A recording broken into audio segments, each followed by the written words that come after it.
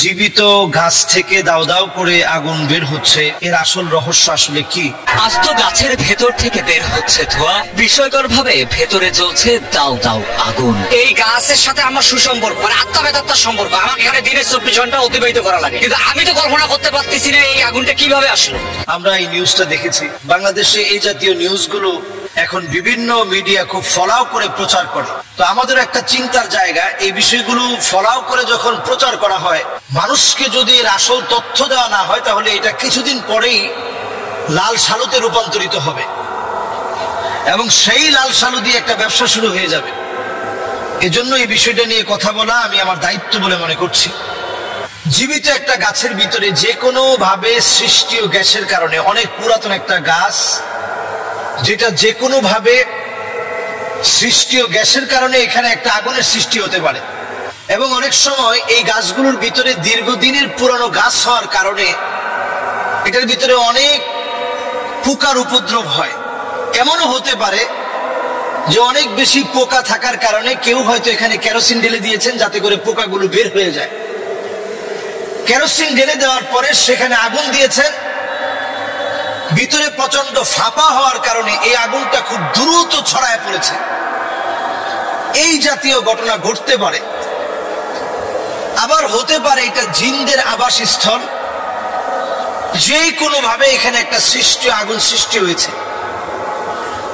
হতে পারে আল্লাহ রাব্বুল আলামিনের কোন কুদরতি নিদর্শন। শেষ জামানায় অনেক নিদর্শন দেখা যাবে, আপনি যেটা কল্পনা করতে পারেন নাই, এরকম অনেক নিদর্শন শেষ জামানায় থাকবে।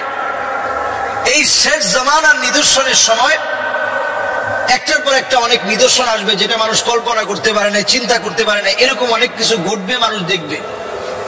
এরকমও আমরা দেখেছি যে পুকুরের ভিতরে হঠাৎ করে পানি দুই রকম হয়ে যাচ্ছে। এমনও দেখেছি পুরা পুকুরের পানি হঠাৎ করে গায়েব হয়ে গেছে। এই জাতীয় সকল ঘটনাগুলো ঘটতে পারে আখিরুজ জামান, শেষ জামানায়। এই বিষয়গুলো ঘটা খুব স্বাভাবিক। তো যদি এই বিষয়গুলো ঘটে থাকে, আমাদের দায়িত্ব কি? আমাদের দায়িত্ব হচ্ছে এই ক্ষেত্রে কোনোভাবে ঈমান ধ্বংস করা যাবে না। খেয়াল রাখতে হবে, ঈমান এটা বড় দামি জিনিস। ঈমান যেন কোনোভাবে ধ্বংস না হয়, এই বিষয়ে আমাদের সজাগ থাকা লাগবে। ঈমান যেন আমরা ধরে রাখতে পারি। এই সময় যদি আপনি মনে করেন যে এই গাছ আমাকে কিছু দিবে, আপনার ঈমান ধ্বংস হয়ে গেল। নবী আলাইহিস সালাতু ওয়াস সালাম বলছেন, মান আতা কাহিনান আও আররাফান ফাসাদদাকাহু বিমা ইয়াকুল ফাকাদ কাফারা বিমা উনজিলা আলা মুহাম্মদ সাল্লাল্লাহু আলাইহি সাল্লাম। এই গাছকে যদি আপনার ভাগ্য পরিবর্তনকারী মনে করেন, অথবা কোনো ব্যক্তি যদি আপনাকে পরামর্শ দেয় যে এই গাছটা আপনার ভাগ্য পরিবর্তন করে দিবে, ফাকাদ কাফারা বিমা উনজিলা আলা মুহাম্মদ সাল্লাল্লাহু আলাইহি সাল্লাম। নবী সাল্লাল্লাহু আলাইহি সাল্লাম যা নিয়ে এসেছেন, আপনি টোটালি নবী সাল্লাল্লাহু আলাইহি সাল্লামের আনিত পুরা কোরআনের বিরোধিতা আপনি করলেন, আপনি ঈমান হারা হলেন। এজন্য এইগুলাতে বিশ্বাসী হওয়া যাবে না। আরেকটি বিষয় নবী সাল্লাল্লাহু আলাইহি সাল্লাম পরিষ্কারভাবে আমাদেরকে জানিয়ে দিয়েছেন, লা খায়রা ইল্লা খায়রু ওয়া লা তায়রা ইল্লা তায়রু। ইসলাম আমাদেরকে বলে আল্লাহ ছাড়া অকল্যাণ দেওয়ার কেউ নাই, কল্যাণ দেওয়ারও কেউ নেই। আল্লাহ রাব্বুল আলামিন ছাড়া কেউ আমাদেরকে অকল্যাণ দিতে পারে না। আল্লাহ রাব্বুল আলামিন ছাড়া কেউ আমাদের কোনো উপকারও করতে পারে না। আল্লাহ রাব্বুল আলামিন ছাড়া অমঙ্গল কেউ সাধিত করতে পারে না। এটা হচ্ছে ইসলামের বেসিক বিষয়। আপনি যদি মনে করেন গাছ আমার কিছু দিয়ে দিবে, যেই পুকুরের পানি হঠাৎ করে চলে গেছে বগুড়ার কাহালোতে, আপনি মনে করলেন যে এই পুকুর আপনার কিছু দিয়ে দিবে। যে পুকুরের পানির মধ্যে দেখলেন দুইটা বাঘ হয়ে গেছে, পুকুর আমার কিছু দিয়ে দিবে। যে গাছের ভিতরে আপনি আগুন দেখলেন, মনে করলেন যে এই গাছ আপনাকে কিছু দিয়ে দিবে। দুনিয়ার কেউ আপনাকে কিচ্ছু দিতে পারে না আল্লাহ রাব্বুল আলামিন ছাড়া। এই বিশ্বাসের নাম হচ্ছে ঈমান। আমানতু বিল্লাহি ওয়া মালাইকাতিহি ওয়া কুতুবিহি ওয়া রুসুলিহি। যেই দিন আপনি বলেছেন, সেই দিন থেকে এই কথার স্বীকৃতি আপনাকে দিতে হয়েছে। ওয়াল কাদরি খাইরিহি ওয়া শাররিহি মিনাল্লাহি তাআলা। ভাগ্যের ভালো এবং মন্দ এটা আল্লাহর হাতে, দুনিয়ার কোনো বস্তুর হাতে না। এজন্য বস্তুবাদী চিন্তা মাঝে মাঝে আমাদেরকে শিরকের দিকে নিয়ে যায়, ঈমানের ধ্বংসের দিকে নিয়ে যায়। সেখান থেকে ফিরে আসা আমাদের ঈমানি দায়িত্ব।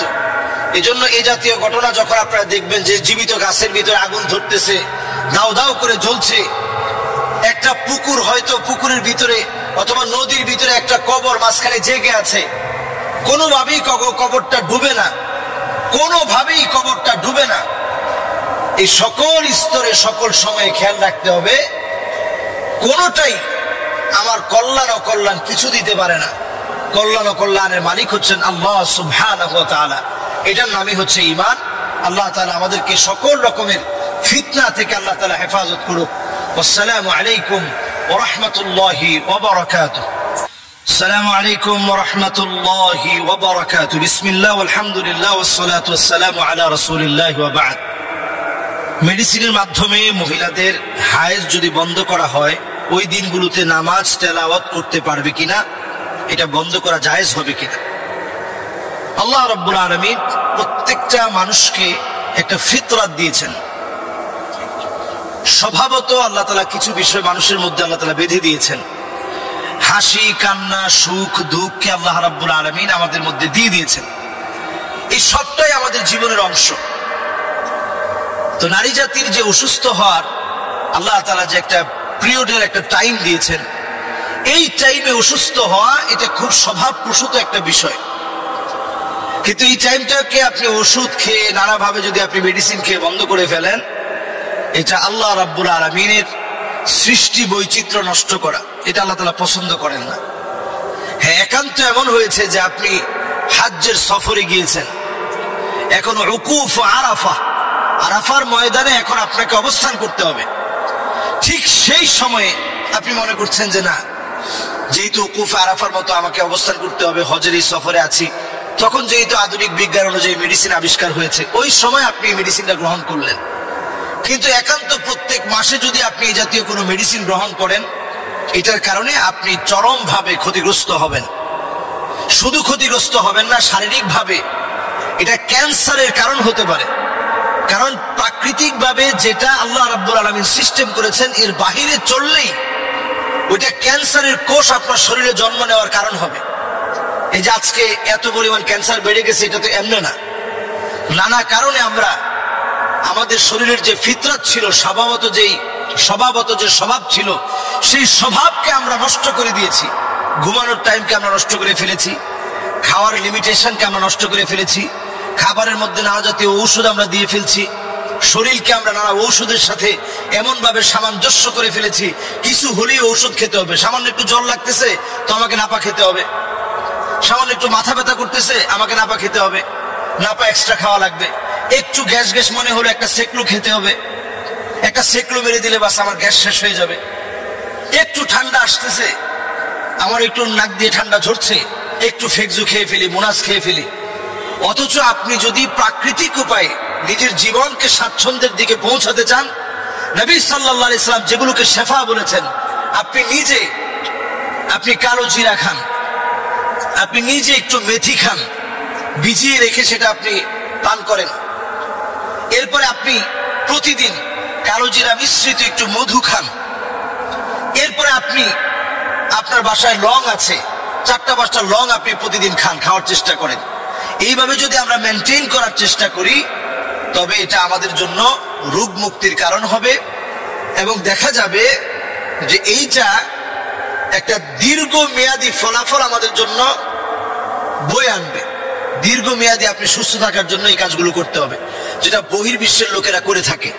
নবী সাল্লাল্লাহু আলাইহি সাল্লাম সবসময় এই বিষয়গুলো ফলো করতেন এবং অসুস্থ হলে আমরা সূরা ফালাক, সূরা নাস পড়ে ফু দিয়ে দিব।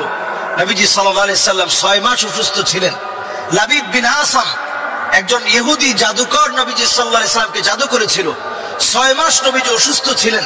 আল্লাহ রাব্বুল আলামিন আলী রাদিয়াল্লাহু তাআলা আনহুকে স্বপ্ন দেখিয়েছিলেন, সূরা ফালাক, সূরা নাস পড়ে কুয়ার নিচে লুকানো, সেখান থেকে চুল বের করে এক একটা চুল নবী সাল্লাল্লাহু আলাইহি সাল্লামের ওই চুলের গিঁটগুলো যখন খোলা হয়েছে, নবীজি সাল্লাল্লাহু আলাইহি সাল্লাম সূরা ফালাক এবং সূরা নাস পড়ার পরে নবী করিম সাল্লাল্লাহু আলাইহি সাল্লাম পরিপূর্ণ সুস্থ হয়েছিলেন। সুতরাং আমরা সুস্থতার জন্য নবীজি সাল্লাল্লাহু আলাইহি সাল্লামের সুন্নাহগুলো মেনে চলার চেষ্টা করব। মহিলাদের ক্ষেত্রে আমরা ঔষধ দিয়ে আল্লাহ তাআলা যেভাবে প্রাকৃতিকভাবে যেভাবে আল্লাহ তাআলা সিস্টেম করেছেন, এটার বাহিরে আমরা চলার চেষ্টা করব না। হাইয়াতু কিবারুল উলামা ফতোয়া অনুযায়ী তারা এটাই ফতোয়া দিয়েছেন। একান্ত জরুরত যদি হয়ে পড়ে তখন হয়তো দুই একবারের জন্য আপনি একবারের খুব প্রয়োজন হয়েছে, সেই সময় মাসিকটা বন্ধ রাখলেন, কিন্তু কন্টিনিউ প্রসেসিং যদি আপনি সেটা করেন আপনার শরীরে বড় ধরনের রোগ বাসা বাঁধবে। আল্লাহ তাআলা বোঝার তৌফিক দান করুন।